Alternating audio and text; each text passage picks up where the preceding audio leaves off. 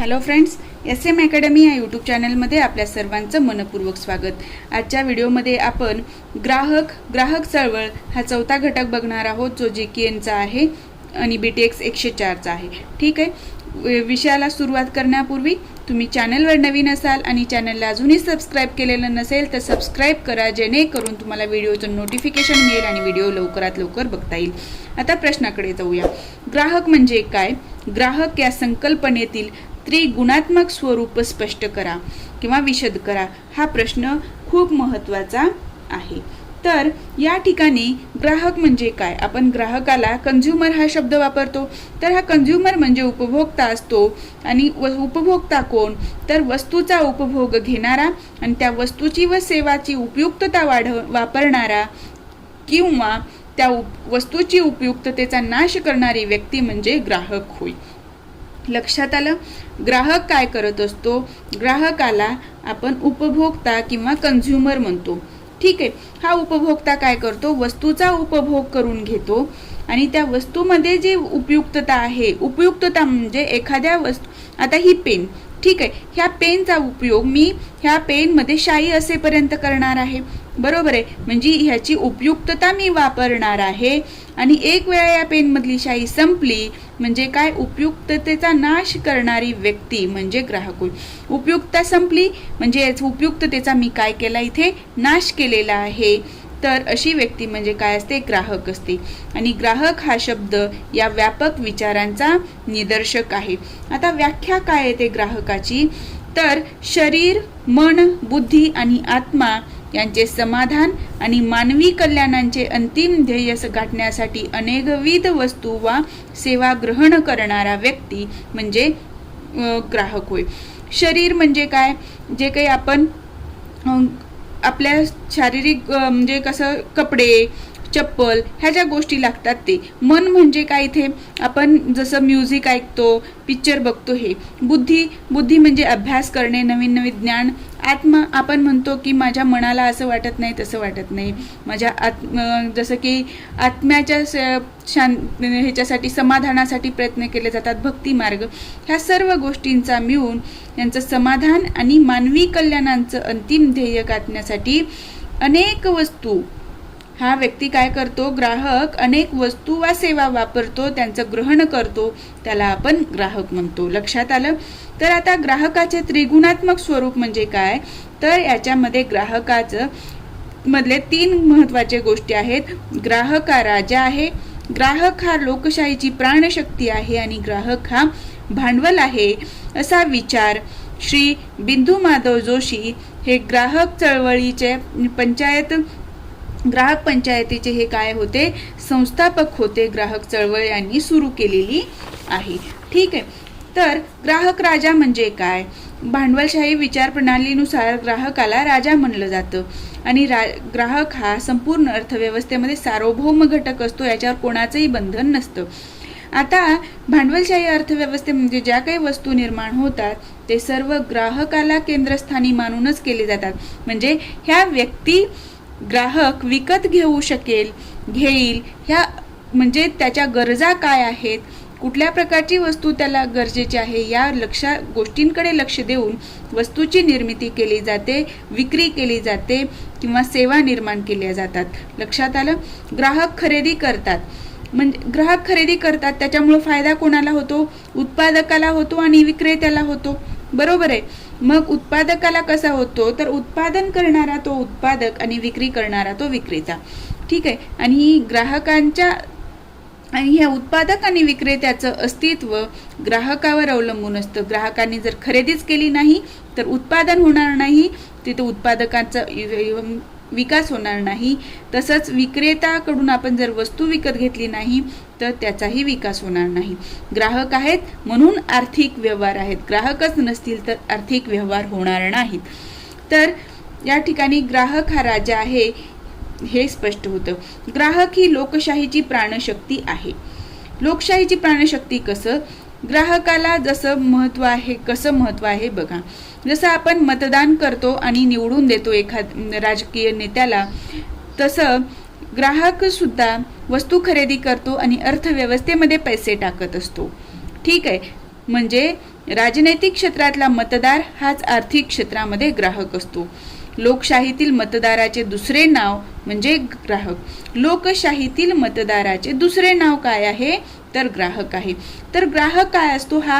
ग्राहक हा यंत्र जे असतं, यंत्रामध्ये वापरल्या जाणाऱ्या किंग पिन प्रमाणे असते.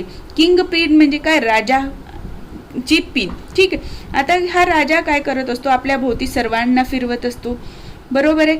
तसंच ह्या यंत्रामधलं जे यंत्र, हे जे काही यंत्र आहे, ही किंगपिन आहे. तर हे यंत्र ह्या किंगपिन भोवती फिरतं, म्हणजे हे ग्राहक आहे आणि ह्या ग्राहकाभोवती अर्थव्यवस्था फिरते, आर्थिक लोकशाही फिरते.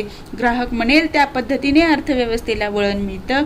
म्हणजे यंत्रामध्ये फिरणारी चाके म्हणजे ह्या ग्राहकाभोवती, ही किंगपिन भोवती हे यंत्र फिरत असतं. याच्या भरवशावर हे जर किंगपिन निघाली तर हे चाक तसंच राहणार आहे का, किंवा हे यंत्र तसंच राहणार आहे का? तर ते विस्कळीत होणार आहे. लक्षात आलं? तर ग्राहकाचे महत्त्व यंत्रात वापरल्या जाणाऱ्या किंगपिन प्रमाणे आहे. यंत्रामध्ये फिरणारी चाके या किंगपिनच्या भरवशावरच फिरत असतात. ग्राहक हे भांडवल आहे. ग्राहक भांडवल कसं आहे तर वस्तू निर्माण करण्यासाठी आपल्याला कॅपिटल लागतं, बरोबर आहे. कॅपिटल लागतं म्हणजे काय लागतं? पुंजी लागते, म्हणजे पैसा लागतो, कष्ट लागतात, श्रम आणि ग्राहक लागतो. या 3 गोष्टी लागतात. ह्या 3 काय आहेत? शक्ती आहेत.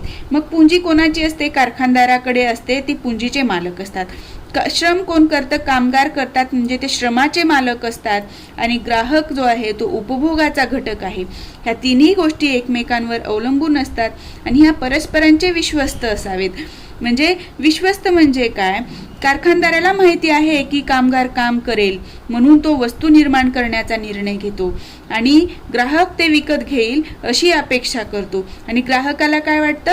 कारखानदार कष्ट करणारे कामगार काम करतील आणि तिथून त्या कारखान्यातून वस्तू निर्माण होईल आणि आम्हाला ती उपभोगाला येईल. आणि ह्या कामगारांना वाटतं की कारखानदार मला काम देईल आणि त्याच्यातनं माझं घर चालेल. म्हणजे हे परस्परांच्या विकासासाठी उपयुक्त आहेत, म्हणून हे परस्परांचे काय असतात? विश्वस्त असावेत.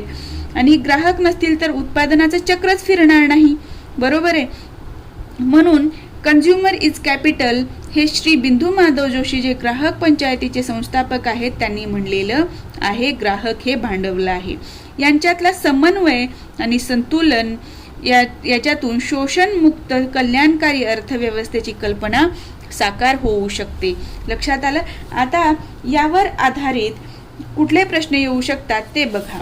ठीक आहे. आता ग्राहकाला अर्थव्यवस्थेचा राजा म्हटले जाते. प्रत्यक्षात तशी परिस्थिती खरोखरच आहे का? कारणासहित स्पष्टीकरण करा. असा जर प्रश्न आला, ग्राहक हा राजा आहे, या प्रश्न जे सांगितलेलं आहे त्याचं एक्सप्लेनेशन तुम्हाला इथे लिहायचं आहे. तसंच दुसरा प्रश्न आहे, लोकशाही सुरक्षित राखायची असेल तर त्यासाठी जागरूक ग्राहक शक्ती उभारावी लागेल. आपण या विधानाशी सहमत आहात का? कारणासह स्पष्टीकरण द्या. या प्रश्नाचं उत्तर लिहायचं असेल तर तुम्हाला हे उत्तर लिहायला लागेल की ग्राहक ही लोकशाहीची प्राणशक्ती कशी आहे. ग्राहक म्हणजेच दुसरा मतदार असतो. ह्या सर्व गोष्टींचं तुम्हाला या उत्तरामध्ये समावेश करायचा आहे. म्हणजे एका प्रश्नाच्या ह्याच्यामधून तुम्ही 3 प्रश्नाची उत्तरं लिहू शकता. फक्त कन्सेप्ट आधी आपल्या क्लिअर असल्या पाहिजेत. ठीक आहे. आता पुढचा प्रश्न आहे, ग्राहकांचे अधिकार सांगून त्यांचे उदाहरणासह स्पष्टीकरण करा. आता आपण बघितलं ग्राहक म्हणजे काय, ग्राहकाचं अर्थव्यवस्थेतलं समाजातलं महत्त्व बघितलेलं आहे. आता ग्राहकाचे अधिकार कुठले आहेत तर प्रत्येक ग्राहकाला आपलं जीवित आणि मालमत्ता यांच्या दृष्टीने हानिकारक असणाऱ्या वस्तूंच्या वितरणापासून संरक्षित राहण्याचा अधिकार. म्हणजे ग्राहकाला, प्रत्येक व्यक्तीला आपलं जीवन महत्त्वाचं असतं आणि आपली मालमत्ता आहे ती सुद्धा आपल्यासाठी महत्त्वाची असते. जर कुठली एखादी वस्तू आपण विकत घेतली आणि ती जर चांगली निघाली नाही तर आपली मालमत्ता म्हणजे आपला पैसा वाया जातो. म्हणजे इथे आपल्या मालमत्तेला काय होते? हानी होते. जर भेसळयुक्त वस्तू विकली, ती जर खाद्यपदार्थ असेल, आपण जर खाल्लं तर आपली तब्येत बिघडते, म्हणजे आणि आपल्या जीविताला धोका निर्माण होतो. तब्येत बिघडलीकडे डॉक्टरकडे जावे लागतात, आपली पैसा जातो आणि मालमत्तेची हानी होते. म्हणून या विरुद्ध आपण शासनाकडे तक्रार करू शकतो आणि किंवा त्या उत्पादन करणाऱ्या व्यक्तीवर कायदेशीर कारवाई करू शकतो.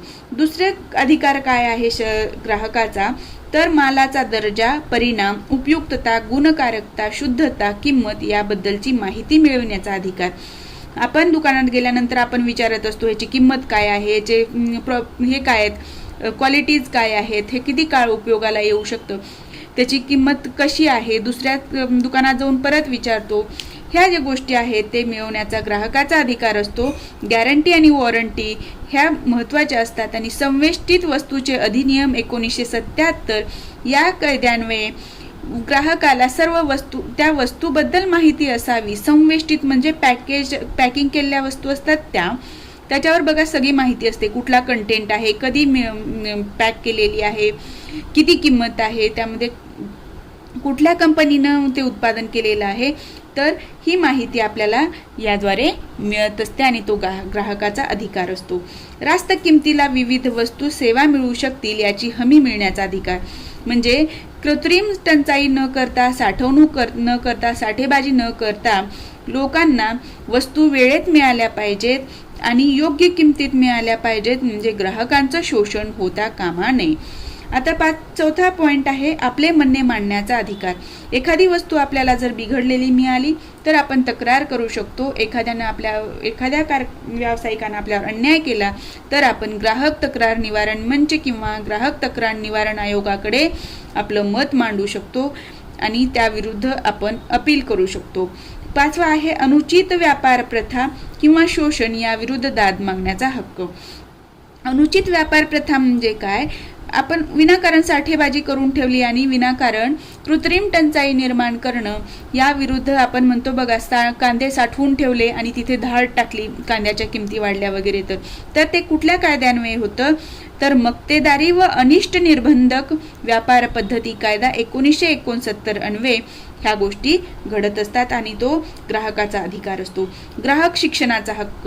ग्राहक शिक्षण म्हणजे ग्राहकांना हा माहिती असलं पाहिजे की उत्पादन होणारी वस्तू योग्य पद्धतीने उत्पादन झालेली आहे का, ती वस्तू उत्पादन होण्यासाठी किती किंमत मोजावी लागली, प्रत्येक वस्तूच्या उत्पादनासाठी येणारा खर्च किती आणि ती वस्तू किती किमतीला विकली जाते, आणि ही वस्तू बनत असताना पर्यावरणाची कुठली हानी झालेली नाही का, किंवा जी वस्तू आपण घेतल्यानंतर ती पर्यावरणदृष्ट्या सुरक्षित आहे का, हे जाणून घेण्याचा सुद्धा ग्राहकांना अधिकार आहे. म्हणून इथे ग्राहकांना ही सर्व माहिती देणं हे उत्पादकाचं कर्तव्य आहे आणि ग्राहकाचा अधिकार आहे. लक्षात आलं? या पद्धतीने तुम्हाला ग्राहकाचे अधिकार लिहायचे आहेत. आता आपण शेवटचा प्रश्न बघणार. 2 प्रश्न आहेत, तर बघूया. ग्राहकाची कर्तव्य व जबाबदाऱ्या कोणत्या? ग्राहकाचा आपण अधिकार बघितलं. अधिकार आणि कर्तव्य मानवी हक्कामध्ये बघितलं की एकत्रच येत असतात. ठीक आहे. कर्तव्याशिवाय अधिकार किंवा अधिकाराशिवाय कर्तव्य असूच शकत नाही. तर कर्तव्य जबाबदाऱ्या कुठल्या आहेत ग्राहकाच्या? आवश्यक असेल तरच खरेदी करायची वस्तूची, आवश्यक नसेल तर वस्तूची खरेदी करायची नाही. कारण काय? तर आवश्यक वस्तू अनावश्यक खरेदी केली तर आपला पैसा वाया जातो, वस्तूचा अपव्यय होतो. कसं? तर त्या वस्तूचा आपण पुरेपूर वापर करत नाही आणि ती वस्तू निर्माण करण्यासाठी जी नैसर्गिक साधन संपत्ती वापरली, जे कष्ट वापरले, ते सर्व वाया जातात आणि विनाकारण आपली जी नैसर्गिक साधन संपत्ती आहे ती खर्च होते. ठीक आहे. आता दुसरा पॉइंट आहे वस्तूची पूर्ण माहिती घेतली पाहिजे.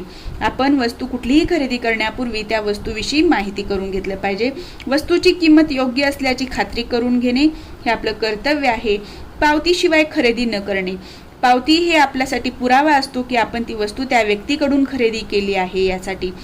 आणि आपल्याला फक्त टॅक्स भरावा लागतो म्हणून पावती न घेता वस्तू खरेदी करणं हे टाळलं पाहिजे. घातक स्वरूपाच्या वस्तूची खरेदी न करणे. ज्या वस्तू आपल्या घातक आहेत, आपल्याला माहिती आहे अशा वस्तू खरेदी करायच्या नाहीत. खरेदी केल्या नाहीत तर तशा स्वरूपाच्या वस्तू निर्माण होणार नाहीत आणि पर्यावरणाची हानी होणार नाही. पर्यावरणाचं रक्षण करणे. ग्राहक नीतीचे पालन करणे. आता ग्राहक नीतीचं पालन करणे कसं? काळ्या बाजारामध्ये ज्या वस्तू मिळतात त्या खरेदी करायच्या नाहीत. नकली किंवा चोरट्यांनी आयात केलेल्या वस्तू खरेदी करायच्या नाहीत आणि सर्व प्रकारचे कर भरले जातील याची जबाबदारी घेणे. आपण वस्तू खरेदी करतोय त्यावेळेला पावती घेणे आणि त्या पावतीमध्ये जे काही टॅक्सची रक्कम असेल ती त्या व्यापाऱ्यानं का ॲड केली असं न भांडत बसता ते कर भरणे ही सुद्धा आपली जबाबदारी आहे. हे ग्राहक नीतीचं पालन आहे. स्वदेशीचा स्वीकार. आता आपण वस्तू घेतो, खरेदी करतो म्हणजे आपण आपला पैसा देत असतो, म्हणजे तिथे अर्थव्यवस्थेला पैसा आपण पुरवत असतो. जर हा पैसा आपण आपल्याच देशातील उद्योगांना उद्योगधंद्यात निर्माण होणारी वस्तू घेण्यासाठी केला तर आपले काय होते, प्रगती होते आणि देशाची आर्थिक स्थिती सुधारते आणि देशाचा उत्कर्ष व्हावा यासाठी मदत होते. ठीक आहे, ही ग्राहकांची कर्तव्य आणि जबाबदाऱ्या आहेत. आता शेवटचं आहे, ग्राहक चळवळीची आवश्यकता का भासते. तर ग्राहक चळवळीची आवश्यकता याच्यासाठी भासते की ग्राहक असंघटित स्वरूपात असतात. ग्राहकांना आपलं मत मांडण्यासाठी संघटना नाहीये, म्हणून ग्राहक चळवळ आवश्यक आहे. मर्यादित आर्थिक शक्ती.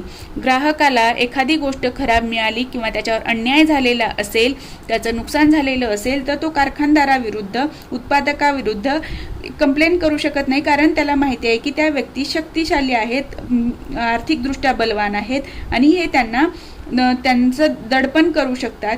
म्हणून इथे मर्यादित आर्थिक शक्ती असते. म्हणून ग्राहक चळवळीचं तिथे गरज आहे की असं तुम्ही न करता तुम्हाला या पद्धतीने तिथे कंप्लेंट करता येते, हे झालं पाहिजे, माहिती मिळाली. ग्राहकांचे अज्ञान. ग्राहकाला माहितीच नाही आहे की आपण याविरुद्ध कारवाई करू शकतो, तर ते ज्ञान मिळालं पाहिजे. ग्राहकांची उदासीनता आणि बेफिकिरी. ग्राहक म्हणतो जे झालं ते झालं, आता मी दाद मागून तरी काय होणार आहे. ही जी बेफिकिरी किंवा उदासीनता आहे ती दूर झाली पाहिजे, यासाठी ग्राहक चळवळीची आवश्यकता आहे. लक्षात आलं. मी हे प्रश्नांचं स्पष्टीकरण तुम्हाला तोंडी सांगितलेलं आहे, ते परीक्षेमध्ये तुम्ही स्वतःच्या भाषेमध्ये लिहायचं आहे. या पद्धतीने आपण चौथा जो चॅप्टर आहे ग्राहक चळवळ तो पूर्ण केलेला आहे.